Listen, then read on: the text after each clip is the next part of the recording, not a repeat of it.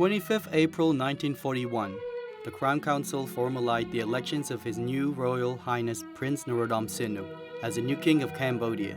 On 3rd May 1941, the ceremonies of investitures of His Majesty King Norodom Sihanouk Burman took place, following the rites of the Cambodian court.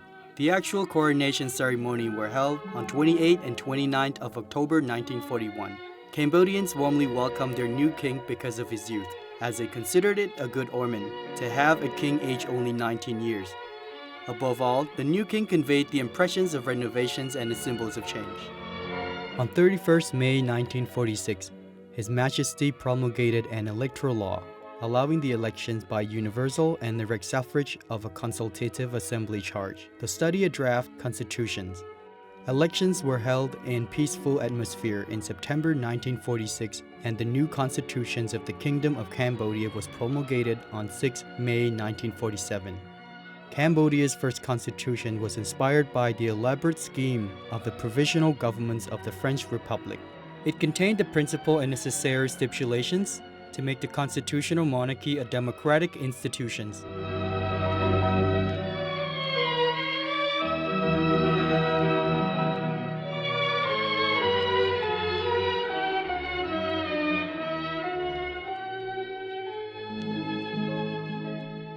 In 1949, His Majesty King Norodom Sihanouk Burman was successful in convincing France to repeal the Treaty of 1863 and the Conventions of 1864, which were documents that established the French protectorate over Cambodia. The country then became a state associated to the French Union. But His late Majesty felt that the time had come for Cambodia to be independent, and in early 1953 set in motion what he termed the Royal Crusade for Independence. His Majesty chose negotiations rather than armed conflict to secure Cambodia's independence, which he felt was the only way to obtain the withdrawals of French from Cambodia's territory while preserving friendship with the French Republic. On 9th November 1953, France agreed to grant full independence to the kingdom, and the following year Cambodia participated in the Geneva Conference on Indochina as a fully independent nation. After obtaining independence for Cambodia, His Majesty felt that the monarchies had to become even closer to the people and to link the populations of Cambodia to the conceptions of government that would blend together the old traditions with social and economic reforms. To achieve this aim, His Majesty abdicated the thrones on 2nd March 1955, as he felt that his duty as a ruling monarch had to come to an end with Cambodia's attainment of independence and that another task was awaiting him.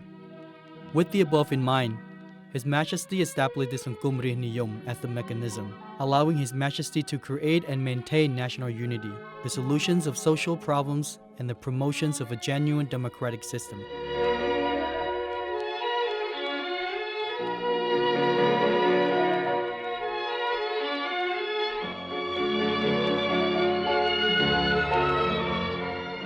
In February 1955, prior to his abdications, His Majesty visited India, where he discussed non-alignment and neutrality with Indian Prime Minister Jawaharlal Nehru.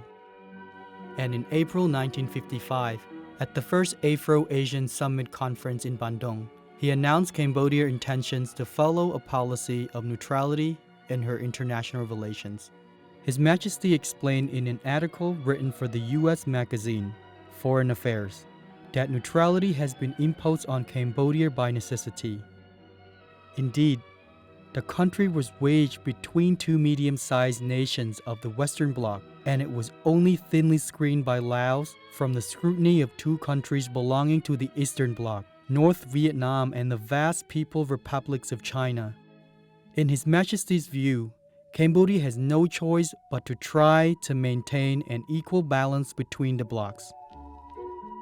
Answering criticism that Cambodia had recognized and established diplomatic relations with some communist country, including the People's Republics of China, which was isolated by the West at the time. His Majesty explained that Cambodia could not be taken seriously if Cambodia had persisted in maintaining diplomatic, commercial, and other relations exclusively with the Western Bloc of countries. In 1956, in Bryarni, former Yugoslavia, His Majesty signed a charter establishing the movement of non-aligned countries, becoming the sixth co-founder of the movement. His Majesty signed charter together with Prime Minister Jawaharlal Nehru of India, President Sukarno of Indonesia, President Jamal Abdel Nasser of the United Arab Republic, Egypt, President Guillaume Nkrumah of Ghana, and President Josip Broz Tito of the Socialist Federative Republic of Yugoslavia. Cambodia formally adopted neutralities on 4th November 1957 by a royal crown unanimously approved by the National Assembly and Council of the Kingdom and signed and proclaimed by His Majesty King Norodom Sihanouk. The law was based on the declarations issued by the Cambodian delegations to the Geneva Conference on Indochina on 20th July 1954. The government of Cambodia will not join in any agreement with other states if this agreement entails for Cambodia the obligation to enter into any military alliance not in conformity with the principles of the United Nations Charter, or as long as its security is not threatened, or the obligation to establish bases for military foreign forces on Cambodian territory. During the period which elapses between the date of the cessations of hostilities in Vietnam and that of the final settlement of the political problems in that country, the government of Cambodia will not solicit foreign aid in material, in personnel, or in instructors in the interest of the effective defense of its territory.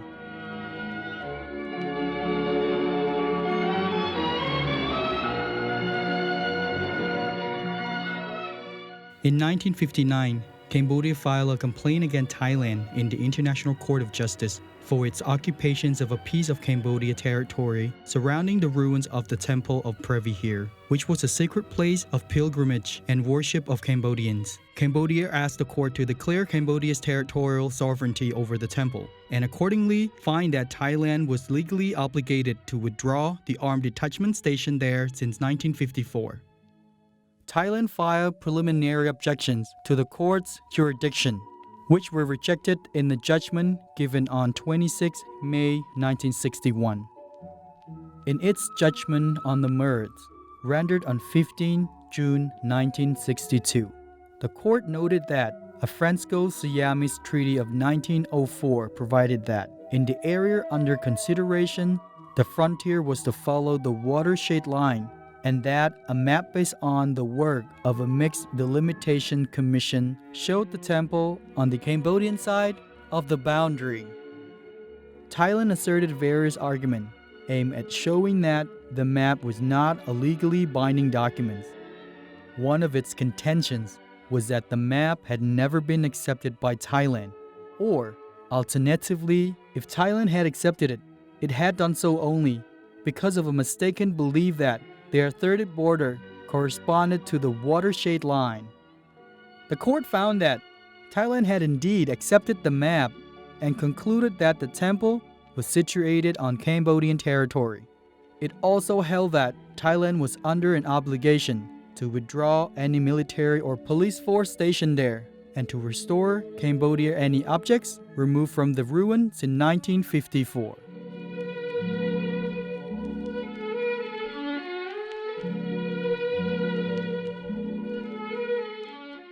In March 1970, His Majesty visited the Soviet Union to request his Russian hosts to use their influence with the North Vietnamese to seize their infiltrations of several provinces of Cambodia. During this visit, demonstrations in Phnom Penh got out of hand. The demonstrations caused the sacking and the burning of the North Vietnamese and the Provisional Revolutionary Government of South Vietnam diplomatic missions in Phnom Penh. On 18 March 1970, both houses of parliament were hastily summoned to a special session by General Lon Nol, the Prime Minister and Commander of the Army, and told to vote for the dismissal of His Majesty as the head of the state of Cambodia. His Majesty was leaving Moscow for Peking when he was informed about the vote of the parliament, which he rejected.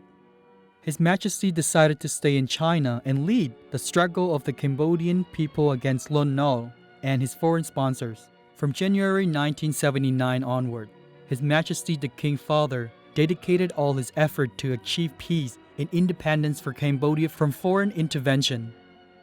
He initially wrote 3 letters to the Vietnamese Prime Minister, which included Fair's proposal for negotiated settlements of the conflict between Cambodia and Vietnam. The letter remained unanswered. In March 1981, His Majesty found Phon Simpek, which provided him with a platform to continue political and diplomatic actions.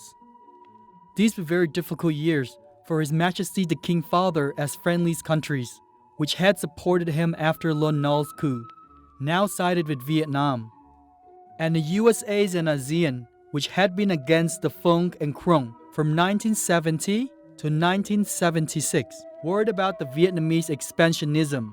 They now support His Majesty. His Majesty never changed his aims, which were free elections under the international supervision, the disarming of all Cambodian factions, and the establishment of an international peacekeeping force in Cambodia.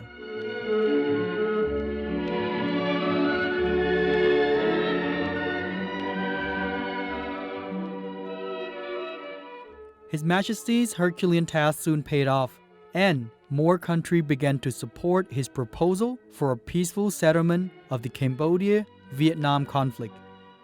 In July 1986, China agreed to the proposed formations of a quadripartite government in Cambodia. This led His Majesty to initiate discussion with His Excellency Prime Minister Hun Sen of the People's Republic of Cambodia in December 1987. In July 1988, His Majesty was invited to the White House, and he received full support from the President Ronald Reagan of the USA.